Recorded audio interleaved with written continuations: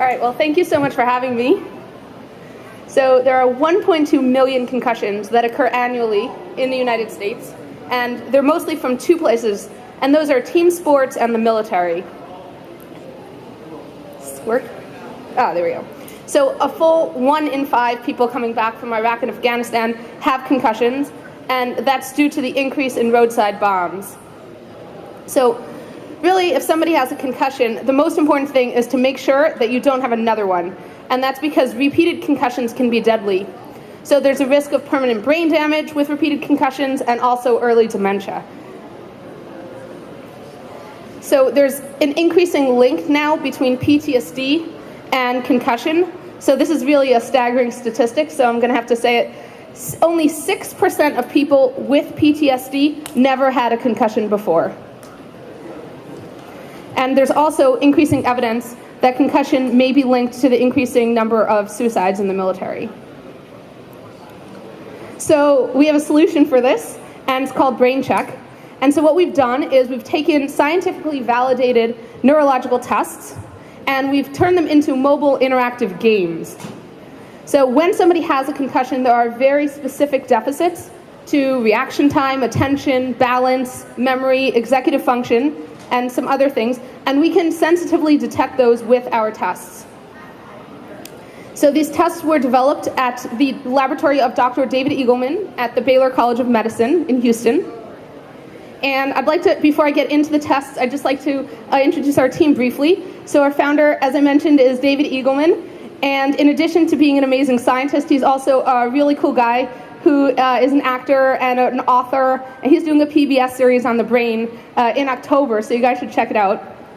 And then we have me, so I'm a neuroscientist, and I'm also a big data person, and this is my second startup. We have a great team behind us. So after this presentation, I hope you guys will come over and ask me for a demo of our tests. They're on tablet, and also we're doing some studies, so if you let me have your data, I'll be very happy as well. So the way it works, so we developed this software for sports initially. So as you guys know, there's tons of concussion in football and whatnot. So at the beginning of a sports season or prior to deployment, somebody would take a baseline test. So that's a test when nothing is wrong with them.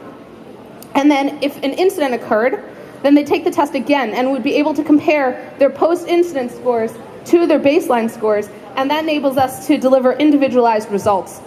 And this is very actionable, right? So it's a sideline test, it's an at the point of incident test. And what we're telling you is, should you go back and continue what you're doing, that's a green light, or do you need to stop, that's a red light. So in contrast to a lot of other tests, which are kind of way after the fact, here we give actionable solutions, right? Because we don't want you to get repeated concussions. So I'll just go through some of the tests really briefly.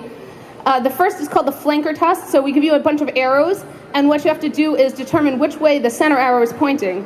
And it's kind of like a video game. You have to do this a lot of times quickly. So we built these tests to appeal to athletes in high school. So they're really fun. They're kind of like games.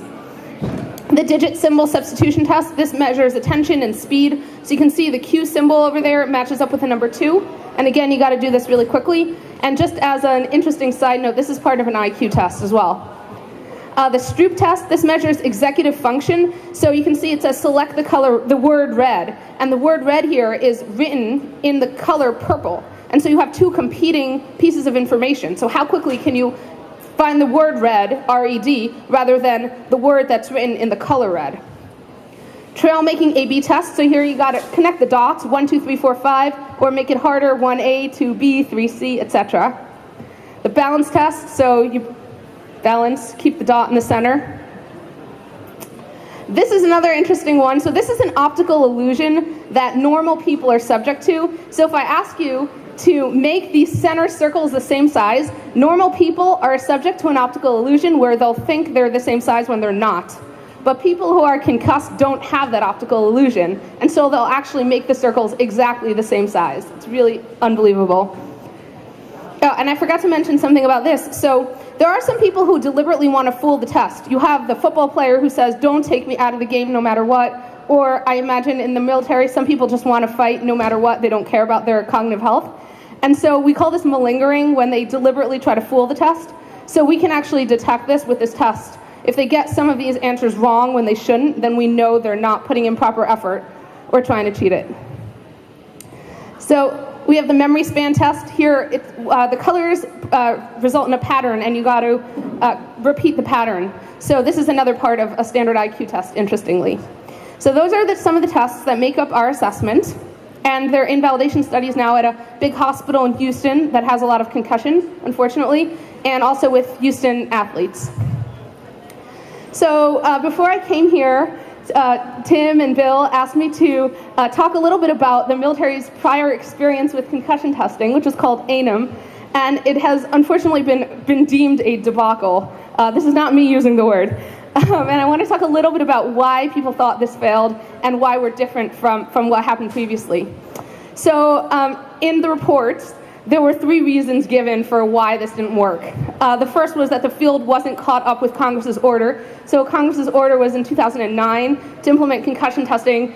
$42 million was spent, and just a very small number of people were actually tested. The second reason that was given was they didn't choose a very good test. So the people thought that the sports industry had selected better tests than ANUM, which was actually developed internally by the military. And then the third is that military officials refused to use the test properly. So somebody was quoted as saying, "Do not refer soldiers who flunked ANUM," and they also only be tested a tiny fraction of troops. So this is really a very horrible thing. I want to talk a little bit about why I think that we can do a better job.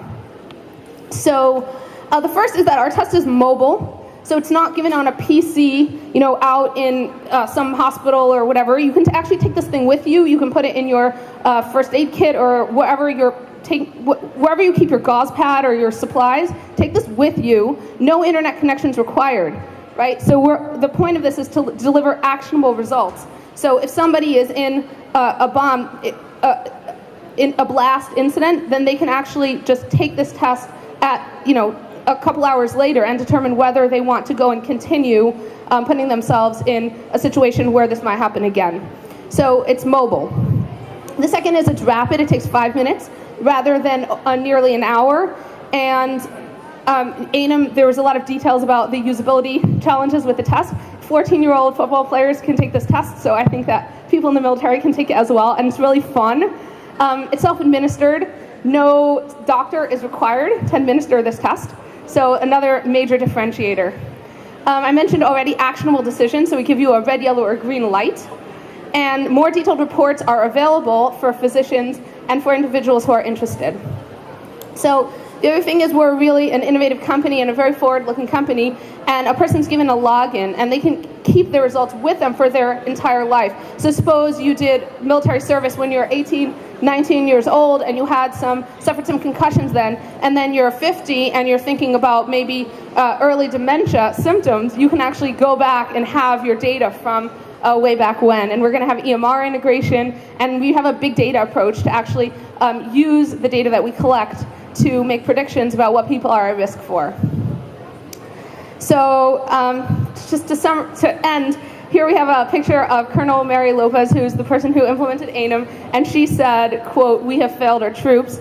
And I think that BrainCheck is different because here what we're really telling people is own your cognitive data. This is yours. Take control, right? You log in, see your own data, and see what needs to be done. You as the end user, as the soldier, as the people in the military, don't rely on people, other people, to help you and tell you what to do. You have this information, and you can take it and act on it to protect yourself from concussion. So that's it. I hope you'll ask me questions.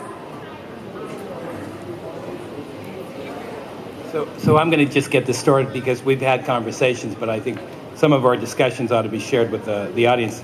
One of the issues is the device itself, in that the test, so we had discussed, is the test dependent on the exact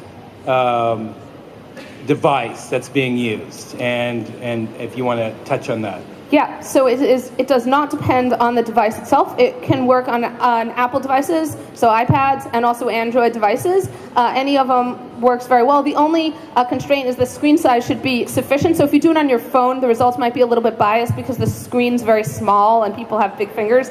But as long as it's on a tablet, so minimum screen size of 7 inches, doesn't matter what device it is. But if just to clarify, if I take my baseline on a iPad mini, that's fine. And then after an event, someone gives me a Galaxy. Yeah, that'll work just fine. That'll work just fine. They both have an accelerometer, so we can measure your balance. It doesn't matter what device it is. Good question. Thank you. You said you get an IQ test out of this also? No, you don't. It just some of the tests happen to be the same as tests that are used in IQ tests. So as just a matter of interest, I can tell you how you did, and it can be an indicator of your IQ, but we're not making any claims in that sense. Okay, well, I'm not taking the test. And is there any HIPAA concerns? And how do you manage, like if you self-administer, I get that, but if you're a football coach and I collect all the data, I don't necessarily share it with my players. No. And then I manage that. Is there HIPAA concerns? Yeah, we're HIPAA compliant, so we're hosted on AWS, HIPAA compliant servers, and the tablets are encrypted, and we require a password to go in between players. I can actually show you the test and you can see how it works. I would love to.